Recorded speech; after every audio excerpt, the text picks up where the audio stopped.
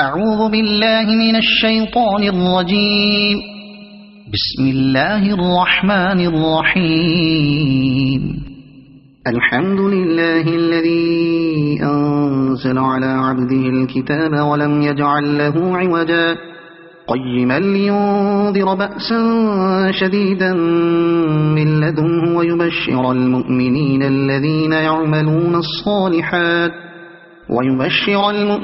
الذين يعملون الصالحات أن لهم أجرا حسنا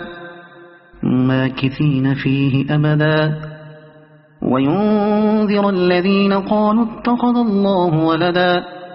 ما لهم به من علم ولا لآبائهم كبرت كلمة تخرج من أفواههم إن يقولون إلا كذبا فلعلك باخع نفسك على آثارهم إن لم يؤمنوا بهذا الحديث أسفا إنا جعلنا ما على الأرض زينة لها لنبلوهم أيهم أحسن عملا وإنا لجاعلون ما عليها صعيدا جرزا أم حسبت أن أصحاب الكهف والرقيم كانوا من آياتنا عجبا إذ أوى الفتية إلى الكهف فقالوا ربنا آتنا من لدنك رحمة وهيئ لنا من أمرنا رشدا فضربنا على آذانهم في الكهف سنين عددا ثم بعثناهم لنعلم أي الحزبين أحصى لما لبثوا أمدا نحن نقص عليك نبأهم بالحق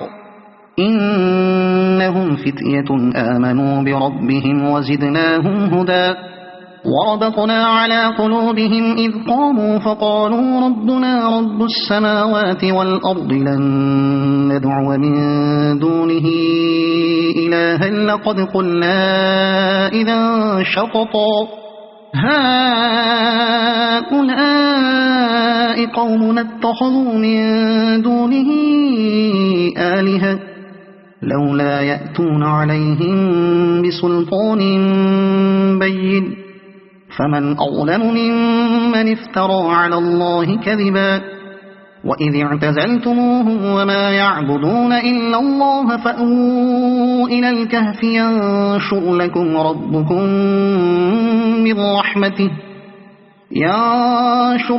ربكم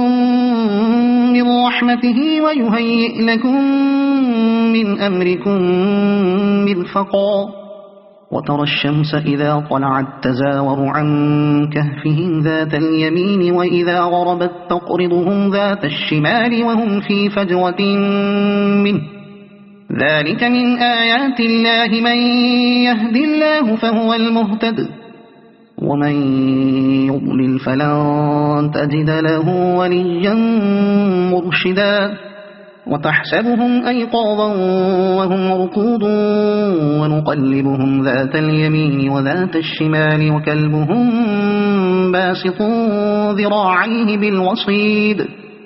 لو اطلعت عليهم لوليت منهم فرارا ولملئت منهم رعبا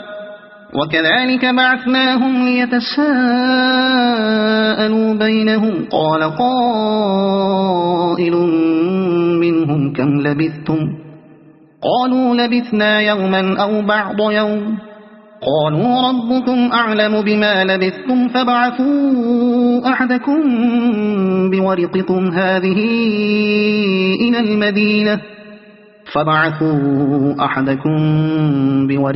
هذه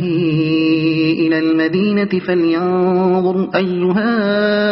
أزكى طعاما فليأتكم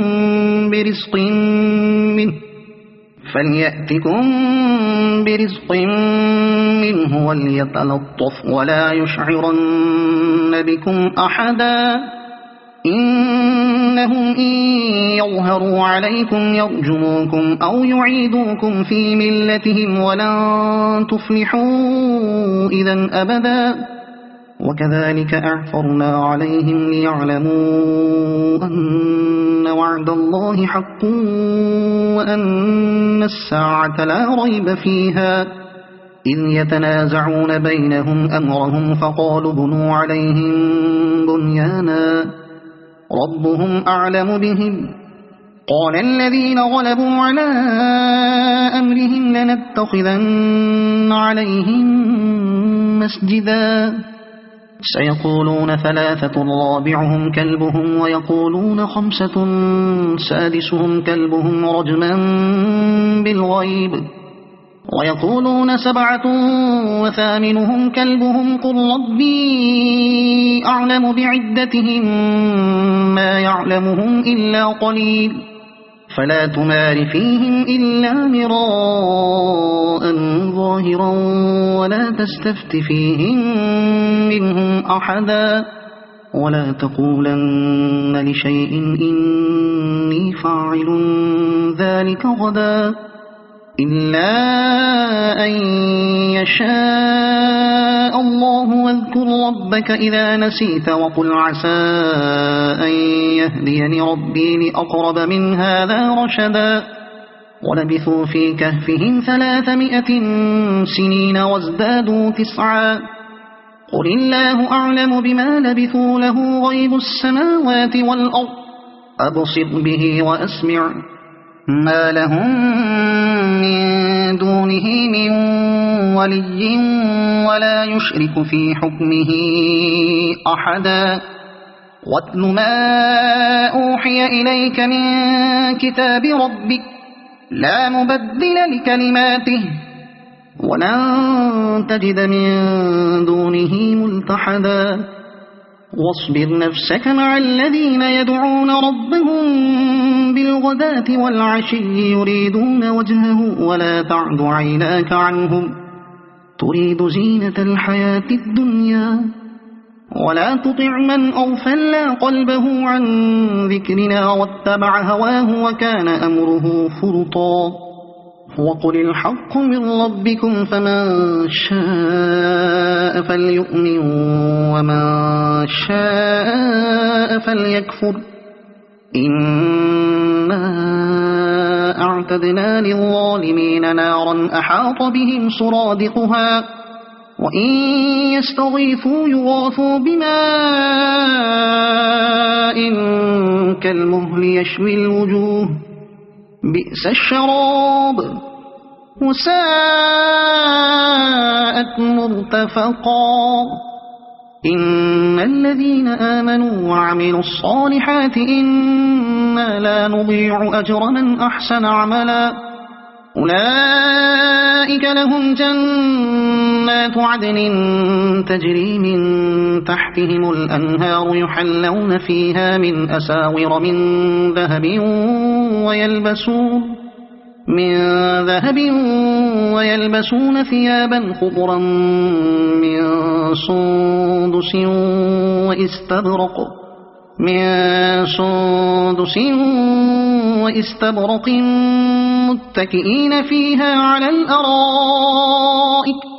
وإستبرق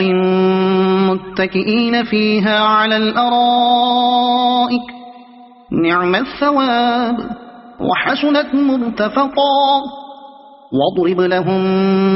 مثل الرجلين جعلنا لأحدهما جنتين من أعناب وحففناهما بنخل وجعلنا بينهما زرعا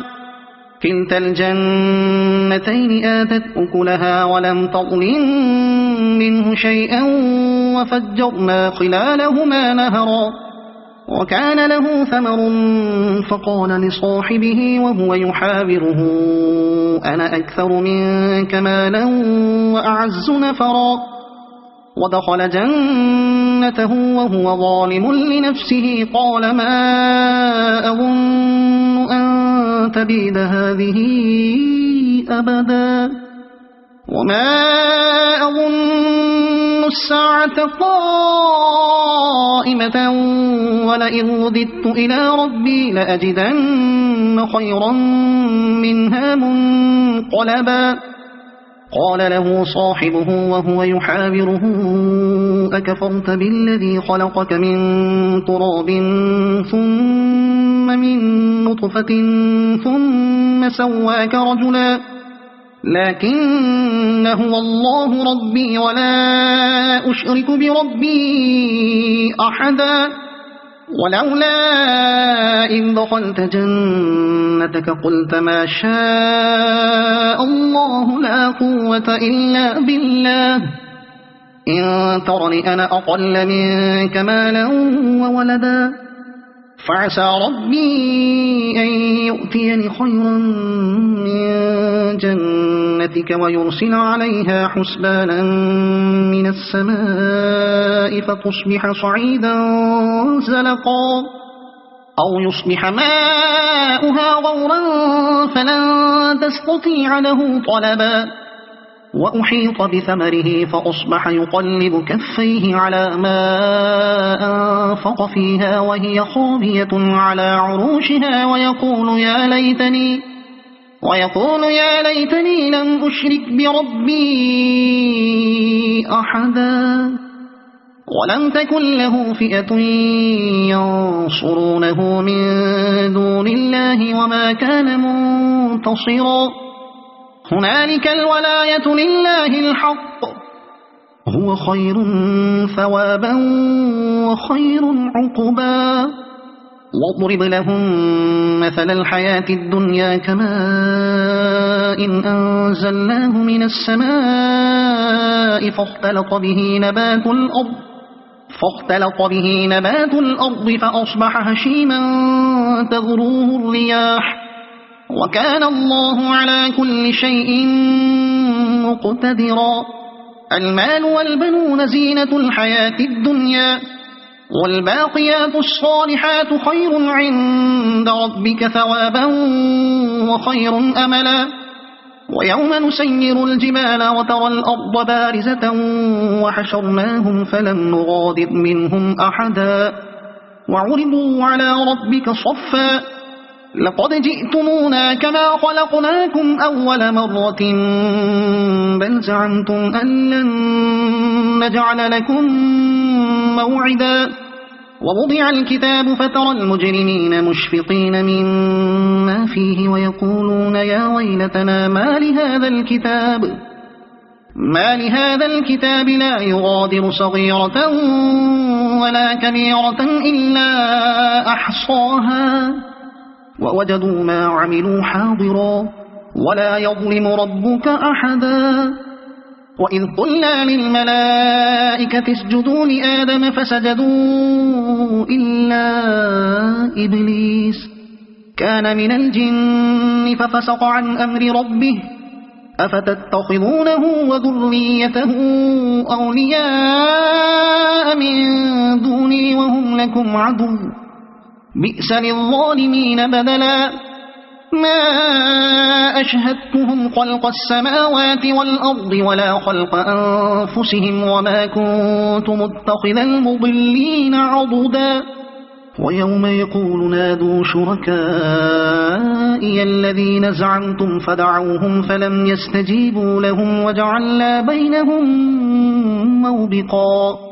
ورأى المجرمون النار فظنوا أنهم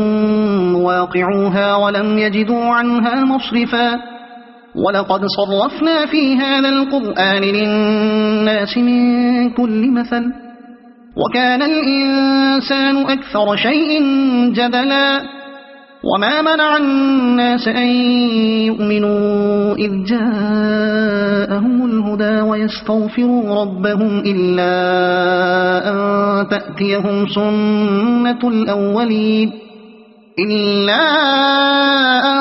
تأتيهم سنة الأولين أو يأتيهم العذاب قبلا وما نرسل المرسلين إلا مبشرين ومنذرين ويجادل الذين كفروا بالباطل ليدحضوا به الحق واتخذوا آياتي وما أنذروا هزوا ومن أظلم ممن ذكر بآيات ربه فأعرض عنها ونسي ما قدمت يداه إنا جعلنا على قلوبهم أكنة أن يفقهوه وفي آذانهم وقرا وإن تدعهم إلى الهدى فلن يهتدوا إذن أبدا وربك الغفور ذو الرحمة لو يؤاخذهم بما كسبوا لعجل لهم العذاب بل لهم موعد لن يجدوا من دونه موئلا وتلك القرى أهلكناهم لما ظلموا وجعلنا لمهلكهم موعدا وإذ قال موسى لفتاه لا أبرح حتى أبلغ مجمع البحرين أو أمضي حقبا فلما بلغا مجمع بينهما نسيا حوتهما فاتخذ سبيله في البحر سربا فلما جاوزا قال لفتاه آتنا غداءنا لقد لقينا من سفرنا هذا نصبا قال أرأيت إذ أوينا إلى الصخرة فإني نسيت الحوت وما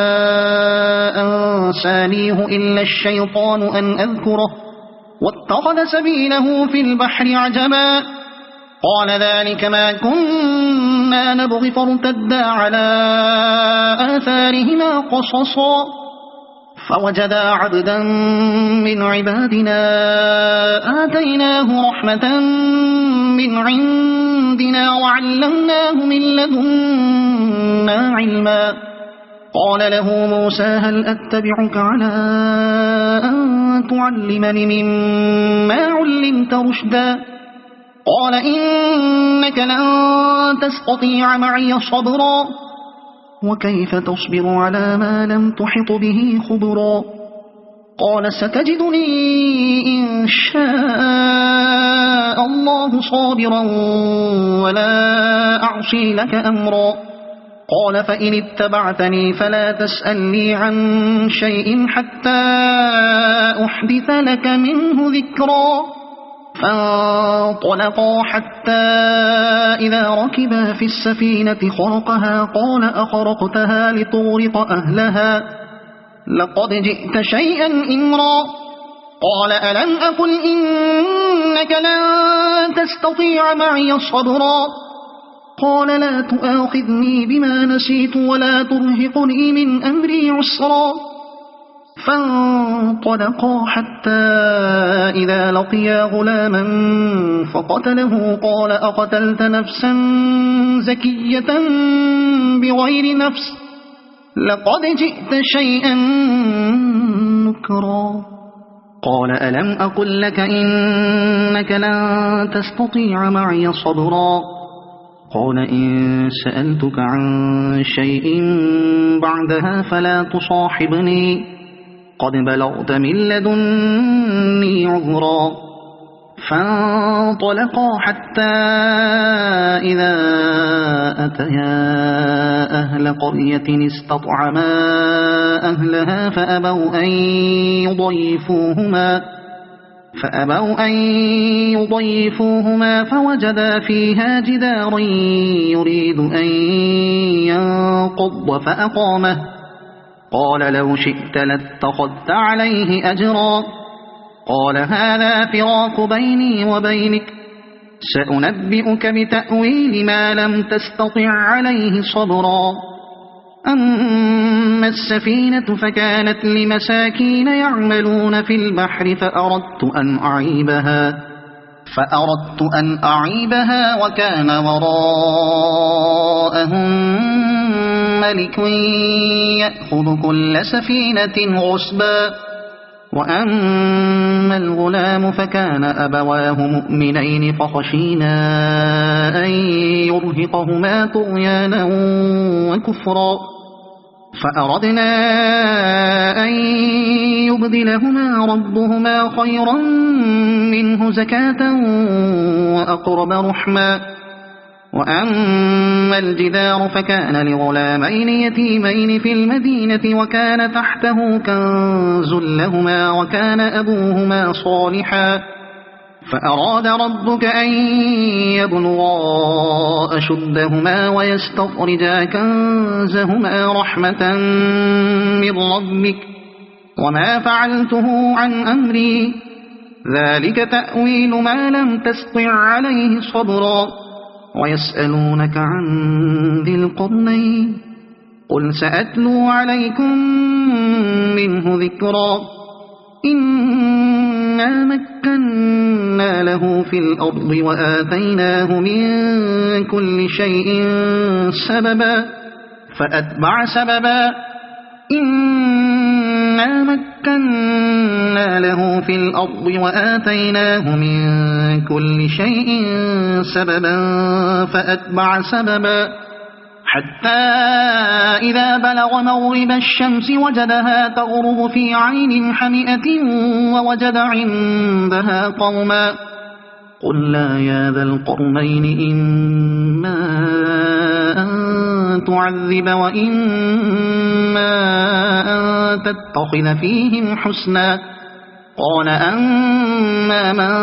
ظلم فسوف نعذبه ثم يرد إلى ربه فيعذبه عذابا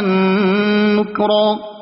وأما من آمن وعمل صالحا فله جزاء الحسنى وسنقول له من أمرنا يسرا ثم أتبع سببا حتى إذا بلغ مطلع الشمس وجدها تطلع على قوم لم نجعل لهم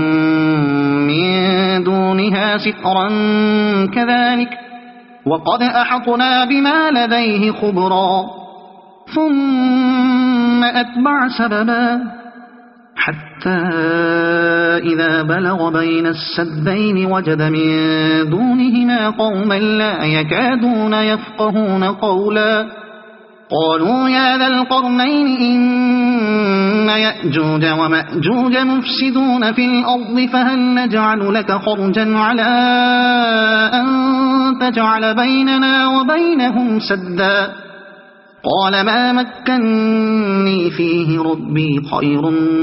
فأعينوني بقوة أجعل بينكم وبينهم ردما آتوني زبر الحديد حتى إذا ساوى بين الصدفين قال انفخوا حتى إذا جعله نارا قال آتوني أفرغ عليه قطرا فما استطاعوا أن يظهروه وما استطاعوا له نقبا قال هذا رحمة من ربي فإذا جاء وعد ربي جعله دكاء وكان وعد ربي حقا وتركنا بعضهم يومئذ يموج في بعض ونفخ في الصور فجمعناهم جمعا وعرضنا جهنم يومئذ للكافرين عرضا الذين كانت أعينهم في غطاء عن